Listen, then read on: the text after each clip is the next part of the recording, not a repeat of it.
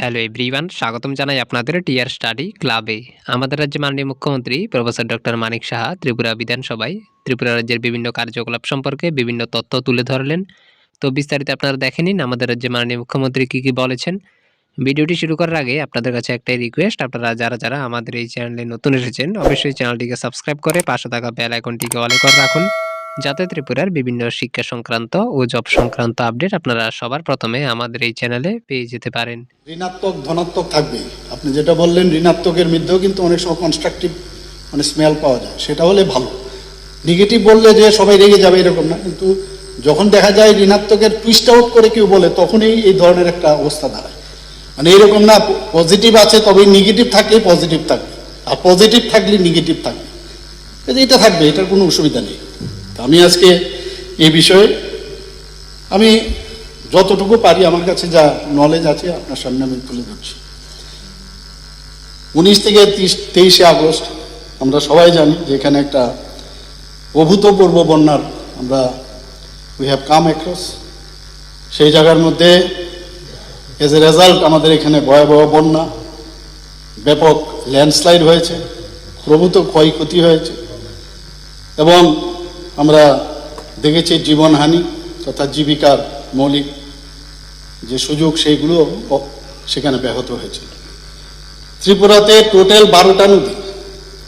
12টা নদীর মধ্যে একটা নদী বাদে অর্থাৎ জুরি নদী ছাড়া উত্তর ত্রিপুরা জেলা বাকি 11টা কিন্তু বিপদ সীমার উপর দিয়ে অতিক্রম হয়েছিল এবং এই সময়ের মধ্যে 6টি নদী সর্বোচ্চ বন্যার জলস্তরের রেকর্ড ত্রিপুরাতে, আর এত রেকর্ড কখনোই হয়নি, আমরা সেটা সবাই প্রত্যক্ষ করেছি।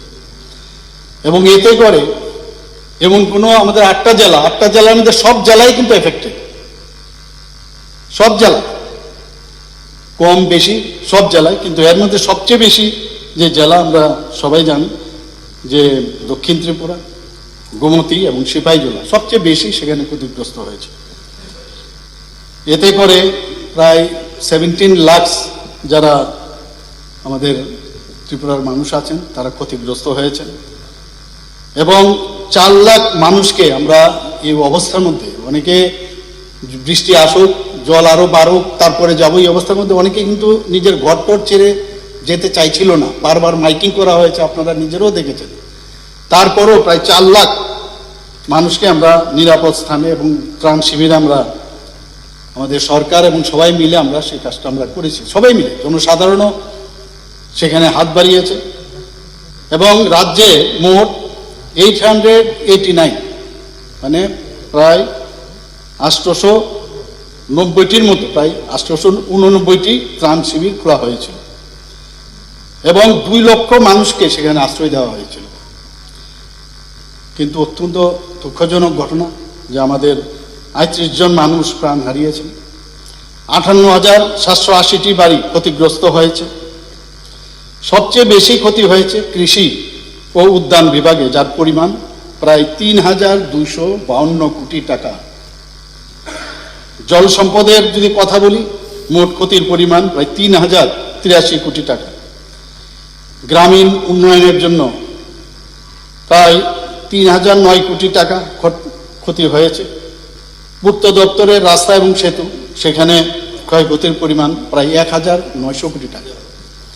মৎস্য ও পশুপালন দপ্তরের ক্ষতির পরিমাণ প্রায় 1,543 কোটি টাকা।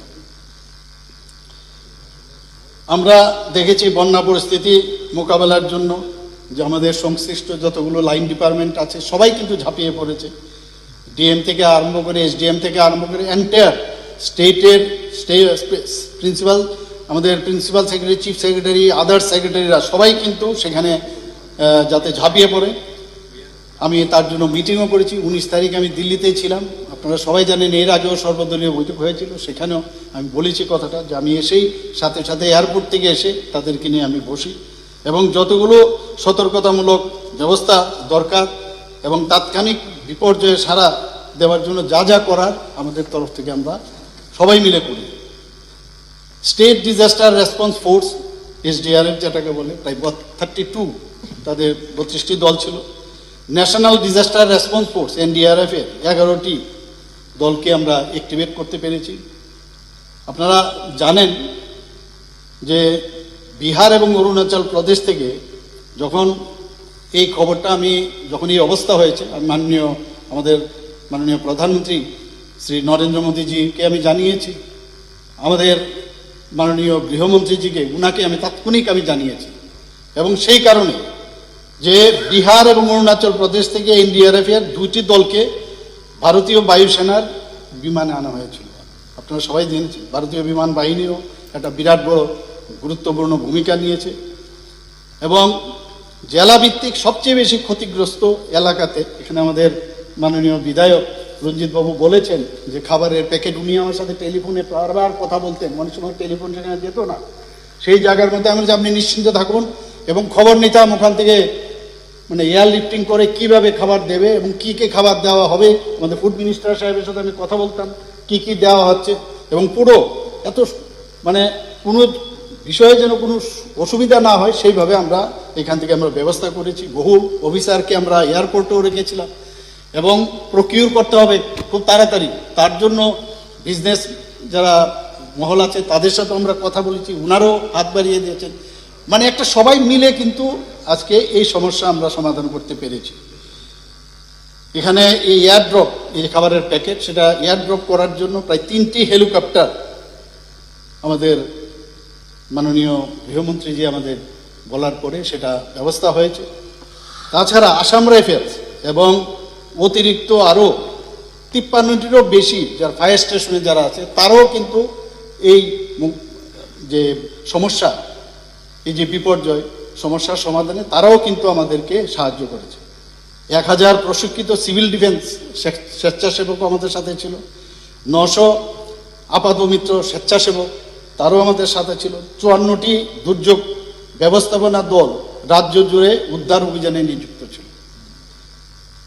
এখন যে বিষয়টা নিয়ে কথা হচ্ছে, we are also very much concern about এবং জানতেও চেয়েছেন অনেকে যে কত টাকা কি আসলো এবং আগামী দিন কত টাকা আসবে, তার জয়া আমার কাছে আছে, আমি আপনাদের সামনে রিপোর্টটা তুলে ধরছি। আমার অফিস থেকে আমি ফাইল নাম্বার 12/10/REV এবং এনডিআরএফ 2024-1587 অর্থাৎ ডেটেড 21 তারিখে আমি একটা চিঠি মাননীয় গৃহমন্ত্রীকে আমি দিয়েছি এবং ওনাকে ন্যাশনাল ডিজাস্টার রেসপন্স ফান্ড থেকে ওনার অনুরোধ করেছি কিছু দেওয়ার জন্য। তো সেই জায়গার মধ্যে আমাদের এরপরে এনডিআরএফ টিম পাঠানোর জন্য আমাদের চিফ সেক্রেটারি একটা চিঠি পাঠিয়েছিলেন 21/8/2024 এবং রাজ্য সরকার সমস্ত বিষয়ে নজর রেখেছে যে কোনো অবস্থায় যাতে কোনো জায়গায় ক্যাজুয়ালিটি কম হয়। আমরা স্কুল, কলেজ এবং অঙ্গনওয়াড়ি কেন্দ্রগুলোকে বন্ধ রাখার সিদ্ধান্ত দিয়েছি। যেখানে আমি একটু আগে যেটা বললাম যে রঞ্জিত বাবুর এখানে নেটওয়ার্কের প্রবলেম ছিল, সেখানে ইন্টার সার্কেল রোমিংয়ের ব্যবস্থা করা হয়েছে। ইন্টার সার্কেল রোমিং, সেখানে যদি ইন্টারনেট নাও থাকে যাতে যোগাযোগ করা যায় সেটারও ব্যবস্থা করা হয়েছিল, যাতে আমাদের কমিউনিকেশনের কোনো সমস্যা না হয়। ক্ষতিগ্রস্তদের মধ্যে ত্রাণ বন্টনের সুবিধার জন্য একটি এনজিও সমন্বয় কমিটিও গঠন করা হয়েছিল এবং ত্রাণ শিবিরগুলিতে খাদ্য, বিশুদ্ধ পানীয় জল, জরুরি স্বাস্থ্য পরীক্ষা এবং স্যানিটেশন, এটা ভেরি ইম্পর্টেন্ট। ওই সময়ে সেই স্যানিটেশনের ব্যবস্থার হাইয়েস্ট লেভেলে সেখানে যাতে বজায় থাকে তারও ব্যবস্থা করা হয়েছে। রাজ্য সরকারের সর্বোচ্চ বন্যা পরিস্থিতি পর্যবেক্ষণ আমি নিজে সেটাকে করেছিলাম এবং হেলিকপ্টারও আমি যেসব জায়গায় একদমই যাওয়া যাবে না বাই রোডে, আমি প্রথম দিন 20 তারিখে ভেবেছিলাম যাব, 19 তারিখ মিটিং করার পরে কিন্তু পরবর্তী সময়ে বললো যে আপনি যদি যান রাস্তার মধ্যে আটকে যেতে পারেন। তো সেই জায়গায় হেলিকপ্টার আমার যেতে হয়েছিল। আমি চেষ্টা করি যতটুকু বাই রোডে যাওয়ার, রেলে যাওয়ারই আমি চেষ্টা করি, কিন্তু তখন কোনো অবস্থায় সম্ভব হচ্ছিল না। তো হেলিকপ্টারে আমি বিভিন্ন জায়গায় আমি সমীক্ষা করি এবং আপনারা জানেন 24শে আগস্ট 2024 আমরা সর্বদলীয় বৈঠক আহ্বান করি। আপনারা অনেকে অনেক প্রস্তাব রেখেছেন এবং আপনারা যে পূর্ণ সমর্থনের প্রতিশ্রুতিও আপনারা প্রদান করেছেন, সেটা আমি স্বীকার করতে অবশ্যই স্বীকার করব। তাছাড়াও মুখ্য সচিবের সভাপতিত্বে তিনবার 3টি রাজ্য কার্যনির্বাহী কমিটির বৈঠক এবং মনিটরিং কিন্তু বারবার হয়েছিল। আমি তো বারবার বলেছি, আপনি দেখুন, যেটা বলা হচ্ছিল যে কোথাও ত্রাণ সামগ্রীর সমস্যা হচ্ছে কিনা, প্রপারলি ইউজ হচ্ছে কিনা মনিটর করার জন্য আমি নিজেও মনিটর করতাম বিষয়গুলো। এবং আমাদের যারা ক্যাবিনেট মিনিস্টাররা আছেন ওনারাও নিজেরা নিজ নিজ জায়গার মধ্যেও ওনারা করেছেন। এখানে আমাদের অর্থমন্ত্রী মহোদয় এখানে আছেন, ওনার জায়গার মধ্যে সবচেয়ে বেশি এখানে প্রবলেম হয়েছে আমাদের মাননীয় বিধায়ক ছিলেন। তো যেখানে যেখানে যে সমস্যা হয়েছে ওনারাও কিন্তু সেখানে প্রচুর পরিমাণে কাজ করেছে।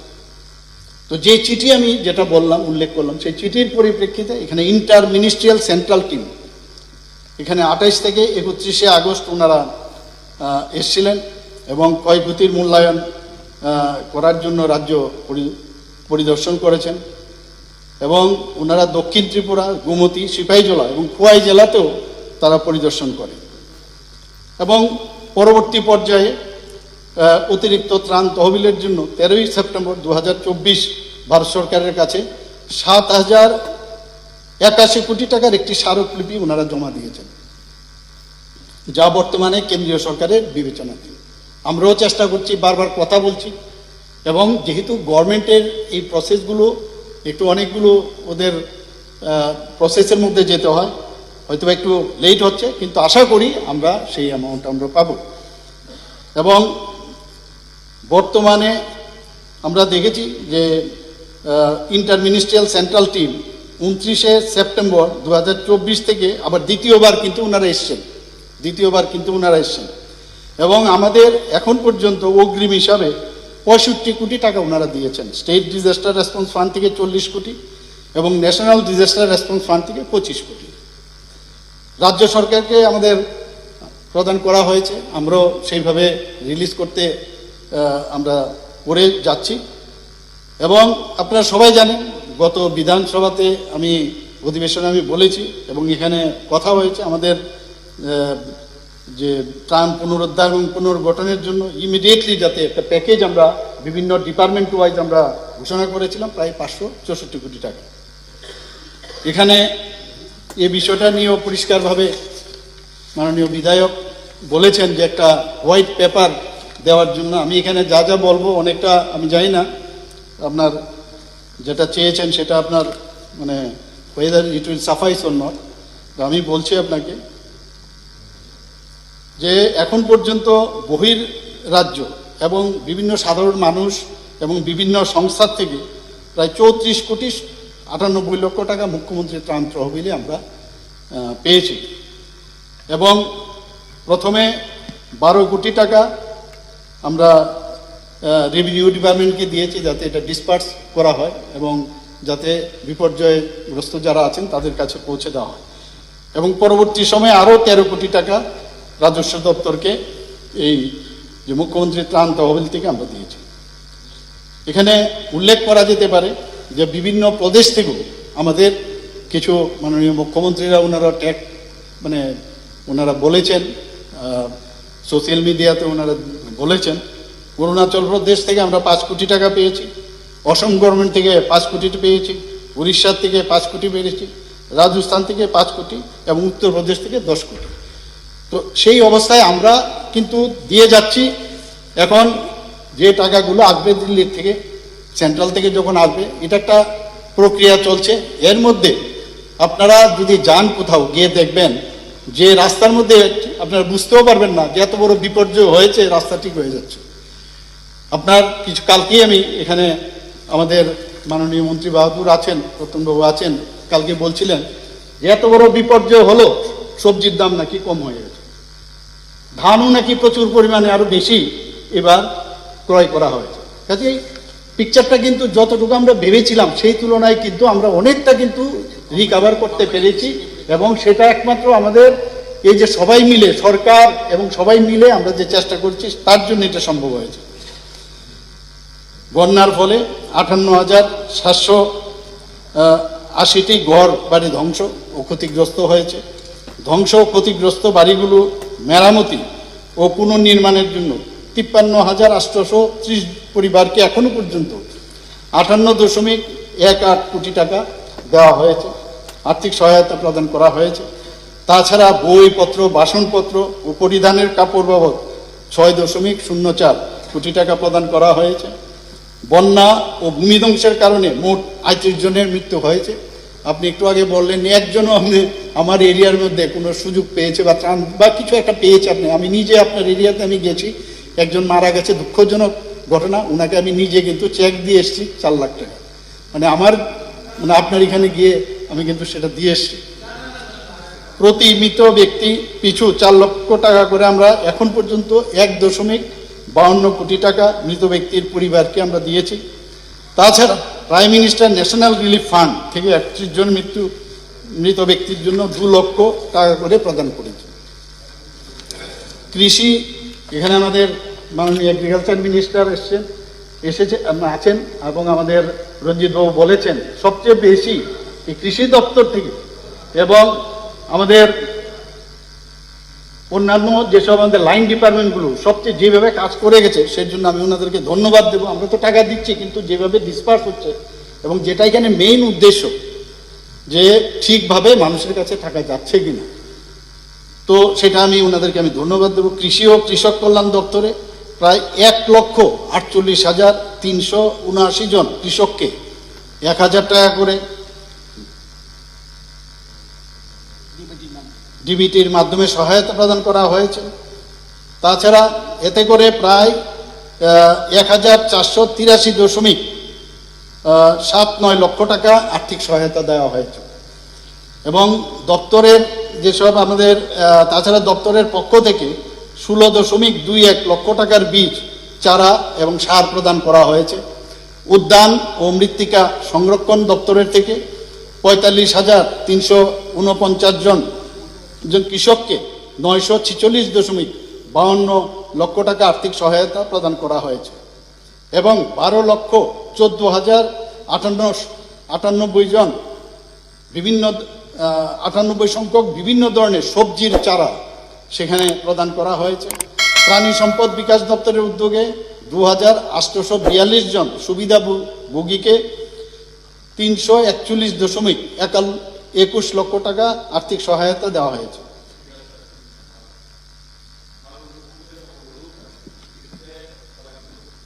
বলছেন এই জিনিসটা যেন লে করে দিলাম ডেটাটা থ্যাংক ইউ ভেরি মাচ।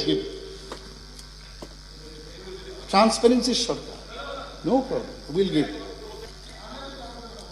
মৎস্য দপ্তর থেকে মোট 14,451 জন সুবিধাভোগীকে আমরা 784.19 লক্ষ টাকা সহায়তা প্রদান করা হয়েছে।